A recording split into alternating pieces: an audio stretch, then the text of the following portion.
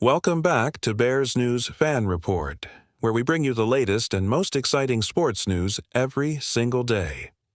Today, we're diving into a storyline that's been simmering behind the scenes in Halas Hall, the uncertain future of quarterback Tyson Bagent and the very real possibility that he could be on his way out of Chicago.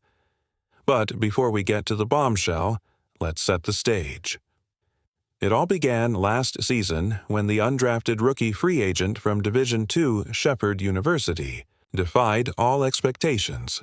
Thrust into action due to injuries, Bagent stepped onto the Soldier Field turf and completed an impressive 66.2% of his passes for 870 yards, throwing 3 touchdowns and 6 interceptions.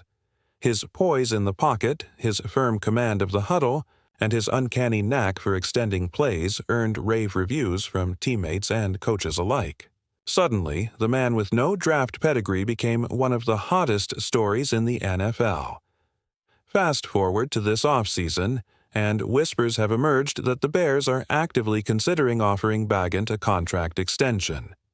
After all, current backup QB's Jacoby Brissett pockets $6.25 million per season, Mason Rudolph makes $4 million, and Josh Dobbs earns the same, so why not lock up the homegrown talent who has already proven he can run the offense?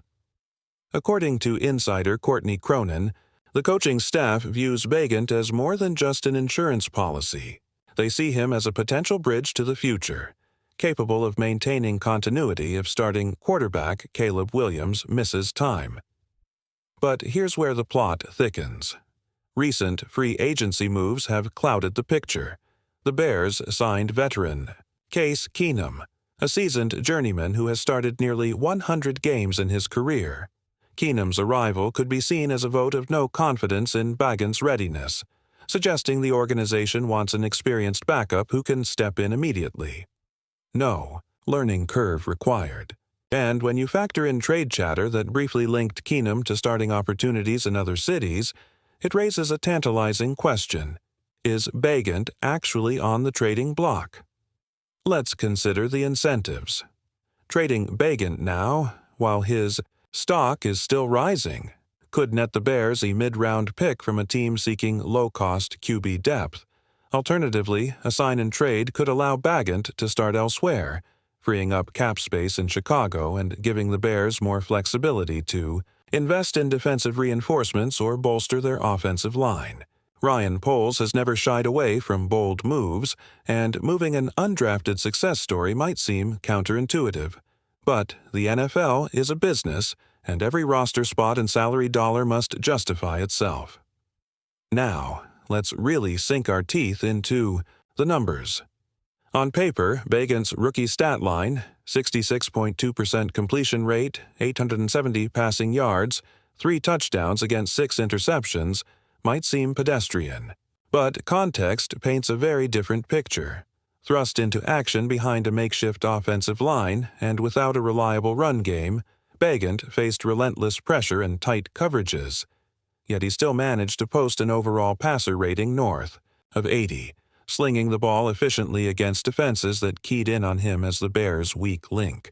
When you pit those numbers against Josh Dobbs' 74.5% completion rate in limited duty, much of it in gimme matchup relief, and compare them to Mason Rudolph's sub-60% accuracy in mop-up spot starts, suddenly, Bagent's efficiency stands out as more than just a flash in the pan.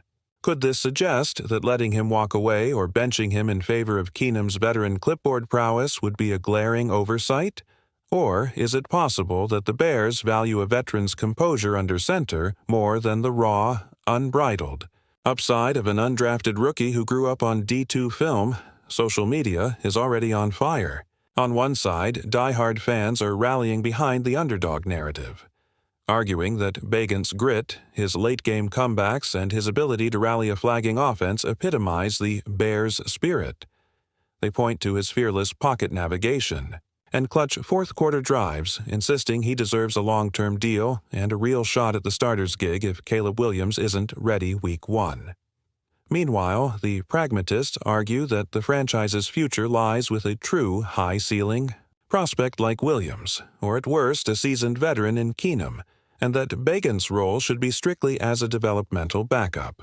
Some analysts even whisper that this could trigger a full-blown quarterback carousel in Chicago, with Bagent's fate serving as the barometer for just how ambitious, or risk-averse, Ryan Poles' front office really is. And the plot only thickens as we hurtle toward OTAs and mandatory minicamp. Every single snap, every red zone redirection, every audible at the line will be dissected under the microscope of Bears Nation. If Bagent can replicate, or even exceed, his late-season excellence in 11-on-11s, showing crisp timing with his receivers and unwavering comfort under a raucous crowd, it could tip the scales in his favor. Conversely, if Keenum's veteran ball security drills, selling out on checkdowns, spiking his footwork in zone reads, win the coach's hearts, Bagent could find himself on the outside looking in. And here's the real clincher. Will Chicago play hardball, locking him up with an extension before other teams can sniff around, or will they adopt a let the market speak approach, risking Bagent catching on elsewhere for a song? Of course, we can't ignore the salary cap realities. A starting backup like Bagent, coming off that rookie season, could command somewhere in the $5 to $7 million per year range on the open market. That's money the Bears could instead funnel into shoring up their offensive line or bolstering a defense that struggled late last year. Yet, trading or releasing him would also forfeit a homegrown player who already understands Matt Eberfliss's scheme, knows his receivers' tendencies, and enjoys the locker room respect of teammates. Is short-term fiscal pragmatism worth letting go of the continuity that only a player who's been through the trenches and thrived can provide? So, where do we land?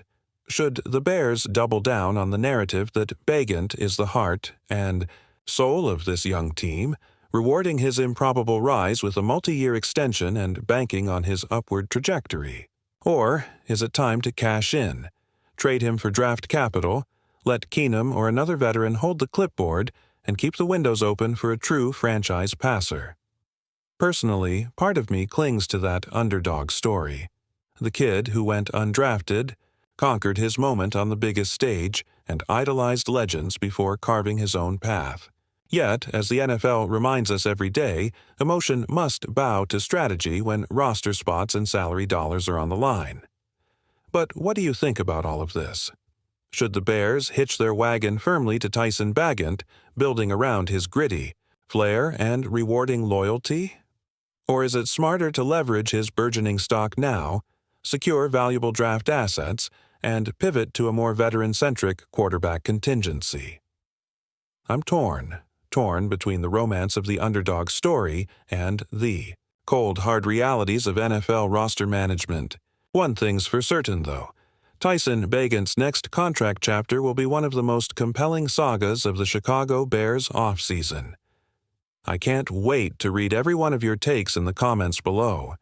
If you enjoyed this deep dive, smash that like button, subscribe to Bears News Fan Report, and ring the notification bell so you never miss a beat of Bears Nation's biggest stories. Thanks for watching, and, as always, bear down.